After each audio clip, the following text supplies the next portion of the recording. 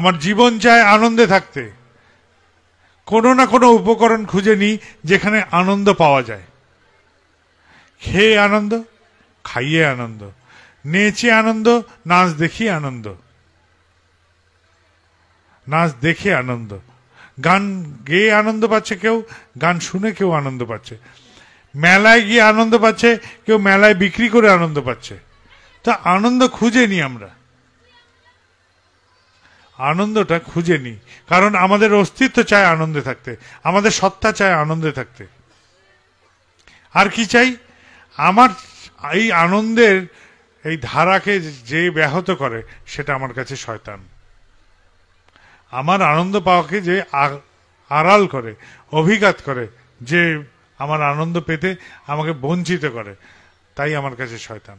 তা আমার নির্ধারণ করার ক্ষমতা আছে আমার আনন্দ পাওয়ার উপায় কি, আর আমার আনন্দ পাওয়ার বাধা কি, এই বোধ আমাদের মধ্যে আছে। ধরা যাক একজন নেশা করে আনন্দ পায়, পথে লুটুতে লুটুতে এলো, এমন রব উঠলো, পাড়া প্রতিবেশী তাকে গালি দিল, বাড়িতে এলো, বউয়ের সাথে অশান্তি হলো, বাপকে নাম তুলে পরের দিন তোর বাপ নর্দমায় পড়ে থাকা মাল। ছেলেও লজ্জা পেল, কিন্তু সে নেশা করে খুব আনন্দ পেল। তাহলে কি এটাকে আনন্দ বলা চলে? এটাকে আনন্দ বলা চলে না। সে একা আনন্দ পাচ্ছে, অথচ সেই আনন্দে আর কেউ সামিল হতে পারছে না, পরিবেশ সামিল হতে পারছে না, পরিবার সামিল হতে পারছে না, আত্মীয় স্বজন, পরিবারের মানুষরা কেউ সামিল হতে পারছে না, কেবল সেই একাই আনন্দ পাচ্ছে। এই রকম আনন্দ, এটাকে আনন্দ বলে না। এটা এক ধরনের হতাশারই বহিঃপ্রকাশ, পালিয়ে যাওয়ারই একটা নামান্তর। নেশা খুঁজছি, পালিয়ে যেতে চাই, আমি হুঁশে থাকতে চাই না, অবচেতন থাকতে চাই, পালিয়ে যেতে চাই, কেননা আমি আমার জীবন নিয়ে খুশি নই, তাই এরকম করতে চাই। চেষ্টা করতে হয় এই ধরনের আনন্দ যেটা ব্যক্তিগত, শুধু আমারই আনন্দ আর সবারই নিরানন্দ, এইসব আনন্দ থেকে দূর থাকে। আমার আনন্দ যেন সার্বিক আনন্দ হয়। সেই জন্য বলছি আমাদের সত্তা বা অস্তিত্ব চায় আনন্দে থাকতে। এবার আনন্দে কি করে থাকি? আমার বউ আমার কথা শোনে না, সে টিভি নিয়ে ব্যস্ত, আমি খিদেতে ব্যস্ত হয়ে মোবাইলে কথা বলছি। আমার ছেলে পুলে, ভাই বন্ধু, জগাই মাথায় যারা এক বাড়ির ছাদে থাকি, সবাই বিচ্ছিন্ন দ্বীপের মতন বাস করছে। কেউ কারোর নই, কেউ কারোর দিকে তাকানোর ফুরসত নেই, জিজ্ঞেস করার ফুরসত নেই, মা তোমার হাতে ফোসকার দাগ দেখছি, ওটা কি থেকে হলো? মেয়ে জিজ্ঞেস করছে না, মা ওষুধটা লাগিয়ে দি দাও। বাপ কোমর ধরে দাঁড়িয়ে আছে আর মাঝে মাঝে এরকম করে টিপছে, বাড়িতে কেউ জিজ্ঞেস করার নেই তোমার কোমরে কিসের ব্যথা, ওষুধ লাগিয়ে দেব, এইটা জিজ্ঞেস করার লোক নেই। এই যে একই পরিবারের মধ্যে বিচ্ছিন্ন হয়ে বসবাস, এই পরিবারের মধ্যে থেকে আমি কি ভালো পেতে পারি? কিছুই না। ছেলেকে জিজ্ঞেস করতে ভয় পায় মা, হ্যাঁ রে বাছা, তোর মুখ দিয়ে এরকম পচা গন্ধ বেরোচ্ছে, তুই কি নেশা করে আসছিস? বাপ ভয় পাচ্ছে মেয়েকে জিজ্ঞেস করতে, আই তোর রোজ টিউশনি ফিরে আসতে দেরি হচ্ছে কেন? জিজ্ঞেস করছি না, সবাই চুপ, কেউ কাউকে জিজ্ঞেস করবো না।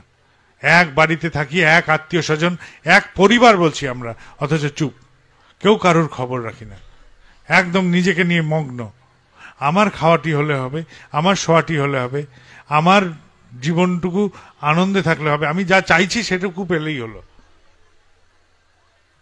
কি করে কি হবে তা জানি না। এক পরিবারে বলি, অথচ একসাথে থাকা হয়, অথচ একভাবে ভাব বিনিময় করতে পারি না। এইরকম যদি পরিস্থিতি হয়, তাহলে এই পরিবার কি কল্যাণ করবে সমাজের? তাই বলি, সবার আগে পরিবারের প্রত্যেকটা সদস্য একসাথে সময় কাটান, কিছু না, রাত্রেবেলা একসাথে ভোজন করুন, আর সারা দিনের যত গল্প আছে উজাড় করা, সেগুলো উজাড় করুন, মন খুলবে। সকালবেলায় উজাড় করার শেষে নিশ্চিন্ত মনে ঘুমান, সকালবেলায় ঘুম থেকে উঠে প্রার্থনা করুন, পরিবারের সকলে একসাথে ঐক্যতান তৈরি হবে পরিবারে। আর এই ঐক্যতান যখন তৈরি হবে তখন এই পরিবার দিয়ে সমাজের কোনো মঙ্গল হবে। মত মাথাতে একটি হয়ে দুটি লোক ইষ্ট নেশায় চলে যদি দক্ষ, তাহলে রুখ বেঁকে দেয় ভর দুনিয়ায়। তাহলে আমাদের পরিবারকেই আগে মত মাথাতে এক হতে হবে, তবে আমার পরিবার এই সমাজের বুকে কোনো মঙ্গল কার্যক্রমে ভাগ নিতে পারবে। আমারও মঙ্গল, পরিবারেরও মঙ্গল। পরিবারের চলন এরকম এলোমেলো হয় কেন? পরিবারের চলন এলোমেলো হয়, আমি শেখাই আমার সন্তানকে, বাবা মিথ্যে কথা বলতে নেই, সব সময় সত্য কথা বলবে।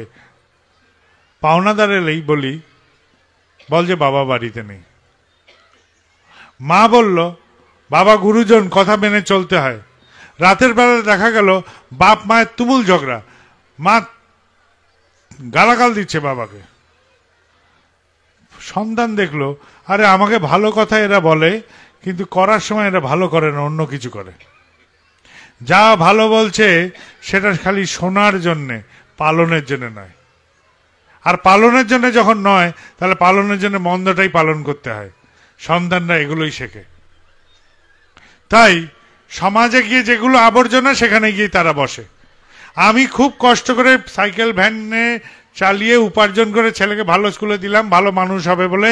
ছেলে কয়েকদিন গালাগাল শিখে এলো, কিছুদিন বাদে নেশা করা শিখে গেল। কেননা সে তো গুয়ে মানুষ হয়েছে, গুয়ের মধ্যেই বসবে। মধু মানুষ হলে ফুলের ওপর বসে মৌ সংগ্রহ করে আনতো, সে মৌ মানুষ হয়নি। কেননা সে জানে ভালো পালন করতে নেই, ভালো কথাটা বলতে হয়, কিন্তু পালন করার দরকার নেই। কারণ এটাই আমি আমার পরিবারের কাছ থেকে শিখেছি, পরিজনের কাছ থেকে শিখেছি। এই দ্বন্দ্ব তৈরি হয়ে যায় মানসিক মনে, আর সেই জন্য তারা সবাই গুয়ে মানুষ হয়, মধু মানুষ আর হতে পারে না।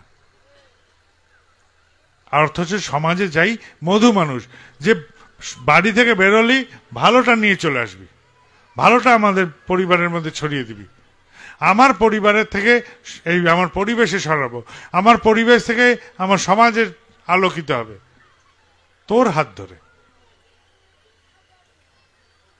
উপায় কি? বাড়িতে আমরা প্রত্যেকেই বলি আমি কর্তা, আমার কথা চলবে। ভুলে যান এই কথা। বলেন আমার বাড়িতে আমি ঠাকুরের দীক্ষিত, তো আমার কর্তা হচ্ছেন শ্রী শ্রী ঠাকুর অনুকূল চন্দ্র। আমার যারা ফুলের চাষ করছেন, মেদিনীপুরে এরকম আছে, ফুলের চাষ করেন, তো ওইখানে যে উপযোজনা কেন্দ্র, সেখানে কি ধরনের যাজন হবে, কি ধরনের কথা হবে, তারাই বলতে পারবে। আমি সেই জন্য বলছি প্রত্যেকটা জায়গা, প্রত্যেকটা অংশ তারা দায়িত্ব নিক।